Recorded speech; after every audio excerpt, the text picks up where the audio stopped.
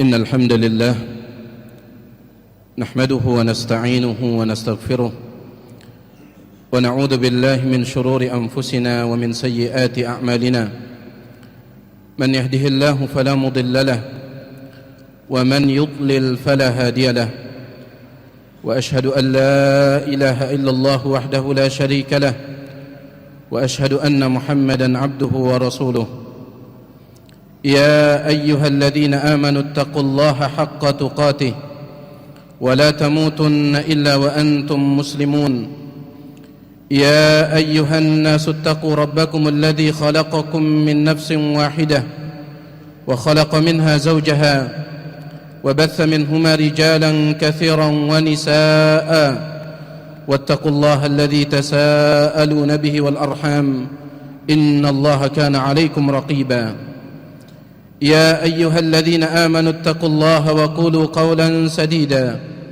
يصلح لكم أعمالكم ويغفر لكم ذنوبكم ومن يطع الله ورسوله فقد فاز فوزا عظيما أما بعد فإن أحسن الكلام كلام الله وخير الهدى هدى محمد صلى الله عليه وسلم وشر الأمور محدثاتها فإن كل محدثة بدعة وكل بدعة ضلالة وكل ضلالة في النار.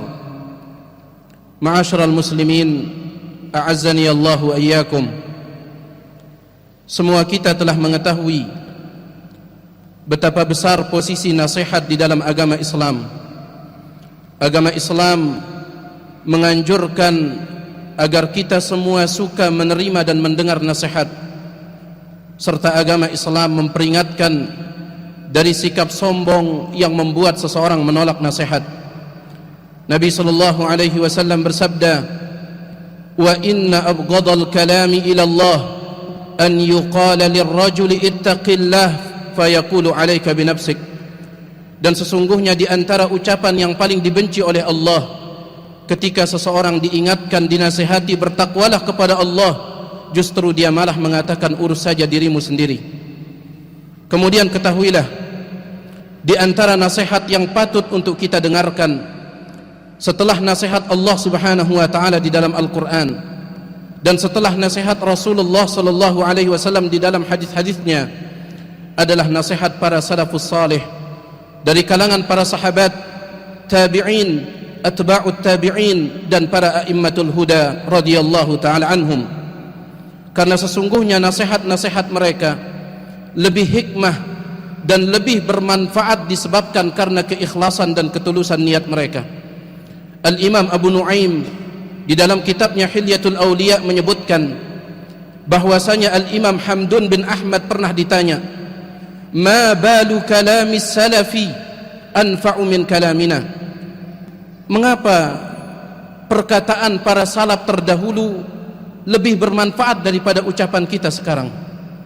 Maka Al-Imam Hamdun bin Ahmad rahimahullahu ta'ala mengatakan, li'annahum takallamu li'izzil Islam wa najatin nufus wa ridha'ir rahman. Karena dahulu mereka para salaf, mereka berbicara demi kejayaan agama Islam dan demi keselamatan jiwa serta demi menggapai keridhaan Allah Subhanahu wa ta'ala Ar-Rahman. Wa nahnu natakallamu li'izzin nafsi wa talabid dunya wa qabulil khalq. Sedangkan kita saat ini, kita berbicara hanya untuk kepentingan pribadi, hanya untuk mendapatkan duniawi dan hanya untuk mendapatkan penerimaan dan keridhaan dari manusia. Oleh karena itu sekali lagi, di antara nasihat yang patut untuk kita dengarkan adalah nasihat para as-salafus salih radhiyallahu taala anhum ajma'in. Maka pada kesempatan khutbah kali ini, izinkan khatib untuk membacakan 8 bulir nasihat yang disampaikan oleh seorang imam, yaitu Al-Imam Abu Abdurrahman Hatim bin Unwan bin Yusuf Al-Asam rahimahullahu ta'ala, ketika dia ditanya oleh gurunya Al-Imam Abu Ali Syakik bin Ibrahim Al-Balkhi rahimahullahu ta'ala. Gurunya berkata kepadanya, "Qad sahibtani muddatan famadha ta'allamta?" Sesungguhnya engkau telah menyertaiku untuk beberapa lama, apa yang telah engkau pelajari selama menyertaiku itu? Maka Al-Imam Hatim Al-Asam rahimahullahu ta'ala mengatakan, "Thamaniya masaila." Selama aku menyertai anda, aku mempelajari 8 perkara, dan 8 perkara ini menjadi nasihat bagi kita semua.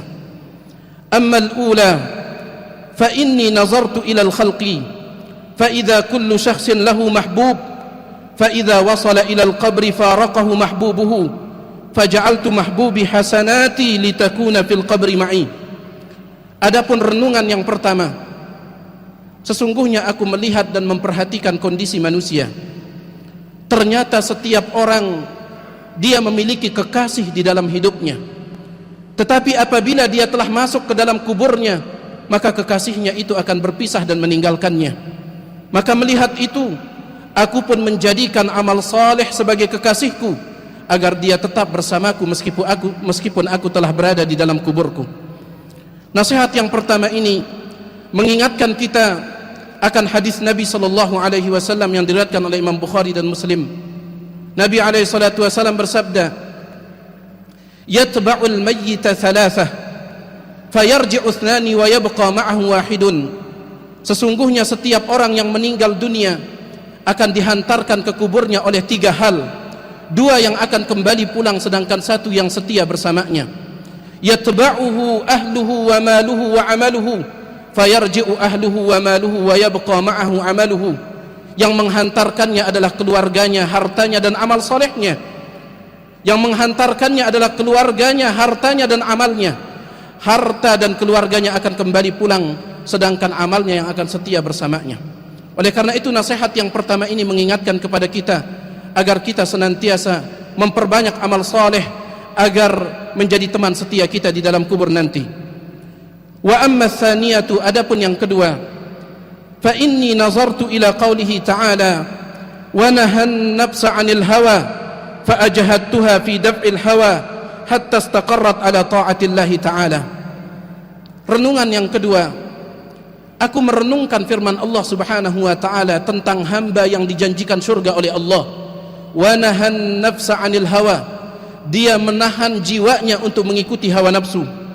Maka aku memaksakan jiwaku untuk menolak kehendak hawa nafsu, sehingga jiwaku berhasil istiqamah di atas ketaatan kepada Allah Subhanahu wa ta'ala. Ma'asyiral muslimin, sidang salat Jumat yang dimuliakan oleh Allah, renungan dan nasihat yang kedua ini mengingatkan kepada kita, terkadang kita butuh untuk memaksa diri kita, memaksa jiwa kita untuk berada di atas ketaatan kepada Allah Subhanahu wa ta'ala. Kita butuh memaksa jiwa kita untuk menjalankan perintah Allah. Kita butuh memaksa jiwa kita untuk meninggalkan larangan Allah.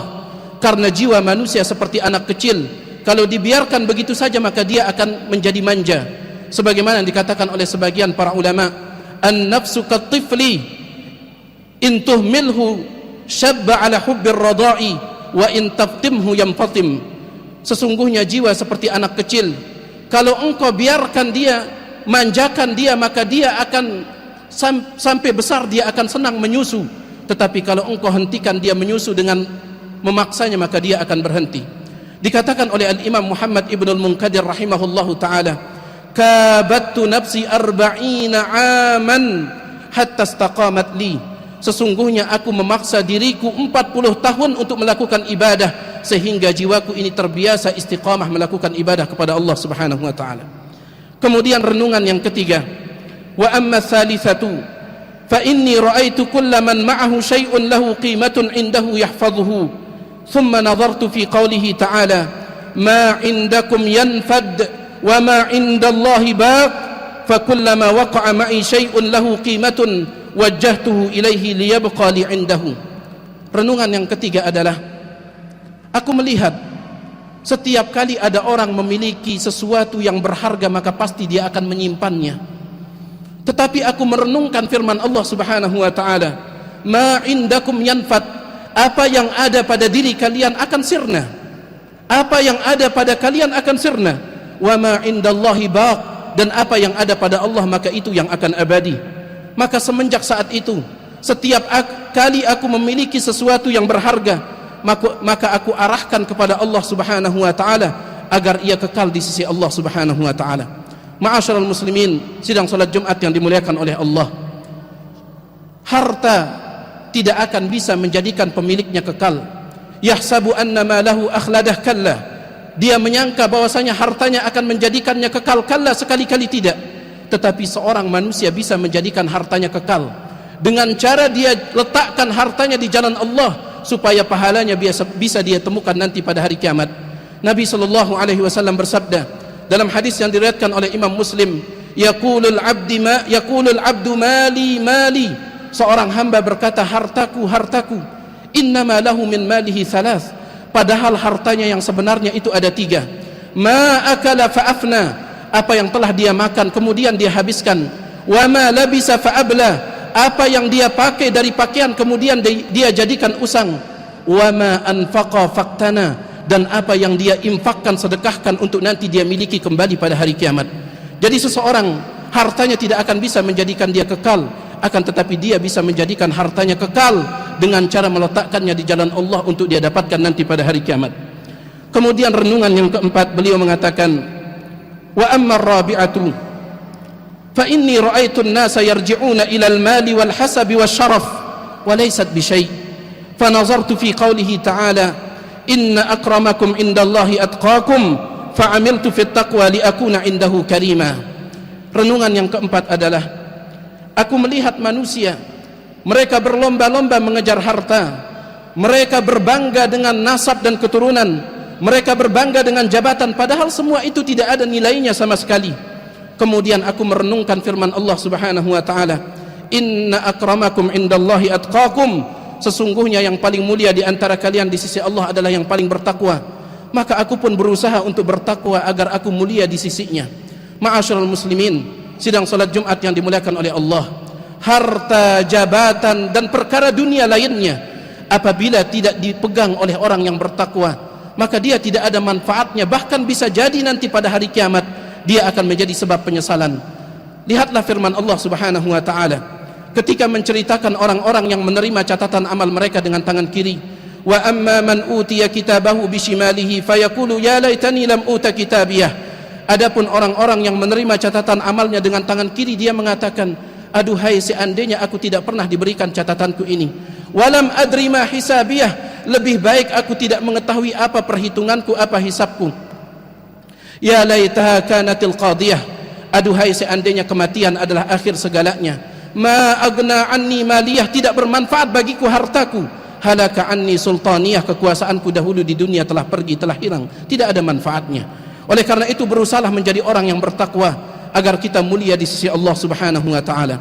Aqulu qauli hadza wa astaghfirullah li wa lakum wa li jami'il muslimin wal muslimat fastaghfiru innahu huwal ghafurur rahim.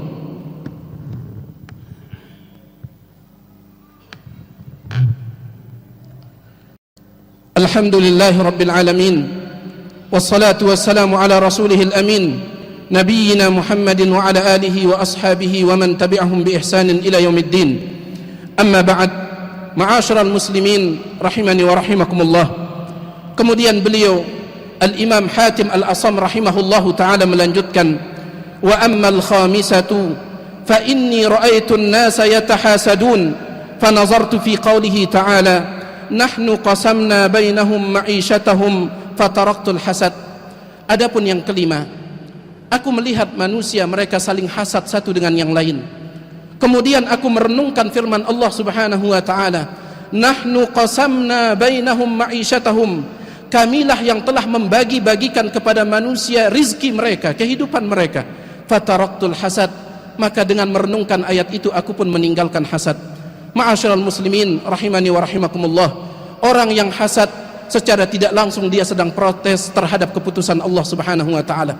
Oleh karena itu tidak heran apabila sebagian ulama mengatakan manusia yang paling kurang ajar, manusia yang paling tidak beradab kepada Allah adalah orang yang hasad.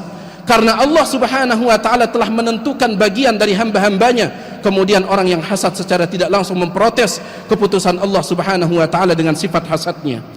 Wasadisatu, adapun yang keenam, ra'aituhum yata'adaun fanazartu fi qawlihi ta'ala inna syaitana lakum aduwwun fattakhidhuhu aduwwa fataraktu adawatahum wattakhadtu syaitana wahdahu aduwwa. Renungan yang keenam, aku melihat manusia bermusuh-musuhan, mereka saling membenci, bermusuh-musuhan. Kemudian aku merenungkan firman Allah Subhanahu wa taala, "Inna syaitana lakum adu." Sesungguhnya syaitan adalah musuh bagi kalian. "Fattakhidhuhu aduwa." Maka jadikanlah syaitan sebagai musuh bagi kalian. "Fataraktu adawatahum." Maka dengan merenungkan ayat ini aku meninggalkan permusuhan dengan sesama manusia. "Wattakhadtu syaitana wahdahu aduwa." Dan aku hanya menjadikan syaitan sebagai musuhku. Dan inilah dia selayaknya seorang mukmin bersikap. Mereka harus saling mencintai di antara sesama, saling menyayangi di antara sesama. Kalau mereka ingin mencari musuh, maka hendaklah mereka jadikan syaitan sebagai musuh mereka. Wasabi'atu, renungan yang ketujuh, ra'aituhum yudhilluna anfusahum fanazartu fi qawlihi ta'ala, wa ma min dabbatin fil ardi illa 'ala Allahi rizquha fashtaghaltu bima lahu 'alayya wa taraktu mali 'indahu. Renungan yang ketujuh, aku melihat manusia mereka menghinakan diri mereka hanya untuk dunia. Mereka hinakan diri mereka hanya untuk sedikit dari harta. Kemudian aku merenungkan firman Allah Subhanahu wa taala, tidak ada satu binatang melata pun di atas muka bumi kecuali Allah yang telah menanggung rizkinya. Maka dengan merenungkan ayat itu, aku menyibukkan diriku dengan melakukan hak Allah yang ada padaku, sedangkan hakku yang ditanggung oleh Allah aku serahkan kepada Allah Subhanahu wa taala. Inilah dia sikap kita sebagai manusia. Kita telah memiliki tugas dari Allah, yaitu beribadah kepadanya. Adapun urusan rizki itu urusannya Allah, serahkan kepada Allah Subhanahu wa taala. Jalankan tugas kita sebagai manusia, maka rizki kita yang menjadi hak kita insyaallah Allah Subhanahu wa taala akan jaminkan. Sebagaimana janji Allah Subhanahu wa taala di dalam sebuah hadis qudsi yang diriwayatkan oleh Imam Ahmad, Tirmidzi, Ibnu Majah dengan sanad yang sahih. Allah Subhanahu wa taala berfirman, "Ya bani Adam, tafarraq li ibadati amla sadraka ginan wa asudda faqrak." Wahai anak Adam, luangkanlah waktumu untuk beribadah kepadaku. Niscaya aku akan penuhkan dadamu dengan kekayaan dan aku akan tutup segala kebutuhanmu. Wa illa taf'al mala'tu yadayka syughlan wa lam asudda faqrak. Tetapi kalau engkau tidak mau meluangkan waktumu beribadah kepadaku, maka aku akan penuhi kedua tanganmu dengan kesibukan, hanya kesibukan, tidak ada hasilnya. Kemudian aku tidak akan pernah menutupi kebutuhanmu. Kemudian yang terakhir, renungan yang terakhir, wasaminatu ra'aituhum mutawakkilina ala tijaratihim wa sana'ihim wa sihhati abdanihim fatawakkaltu ala Allah taala. Aku melihat manusia mereka menggantungkan diri pada bisnis mereka, pada usaha mereka dan pada kesehatan badan mereka. Adapun aku memilih untuk menggantungkan diriku bertawakal hanya kepada Allah Subhanahu wa taala. Karena Allah Subhanahu wa taala telah menjanjikan, wa man yatawakkal 'ala Allahi fahuwa hasbuh. Siapa yang bertawakal kepada Allah Subhanahu wa taala, maka Allah akan mencukupi segala kehidupannya. Ma'asyiral muslimin, sidang salat Jumat yang dimuliakan oleh Allah, itulah dia 8 bulir renungan dari Al-Imam Hatim Al-Asam rahimahullahu taala, sekaligus menjadi nasihat bagi kita semua. Semoga Allah Subhanahu wa taala menundukkan hati dan pendengaran kita untuk mau mendengarkan nasihat ini, agar kita termasuk dari hamba-hamba yang pantas untuk mendapatkan kabar gembira, sebagaimana firman Allah Subhanahu wa taala dalam surah Az-Zumar, "Fabashshir 'ibad alladzina yastami'una al-qawla fayattabi'una ahsanah, ulaika alladzina hadahumullah wa ulaika hum ulul albab." Berikanlah kabar gembira kepada hamba-hambaku, yaitu orang-orang yang mereka mau mendengarkan perkataan, kata Al-Imam Muhammad Al-Amin Asy-Syanqiti rahimahullah, yang dimaksud dengan perkataan di sini adalah nasihat Al-Quran, nasihat hadis dan nasihat yang baik. Berikan kabar gembira kepada mereka, orang-orang yang mereka mau mendengarkan perkataan kemudian mereka mengikuti yang terbaik dari perkataan tersebut. Mereka lah orang-orang yang telah diberikan hidayah oleh Allah, dan mereka lah orang-orang yang berakal. Inna Allah malaikatahu yusalluna ala nabi, ya ayyuhalladzina amanu sallu alaihi wa sallimu taslima.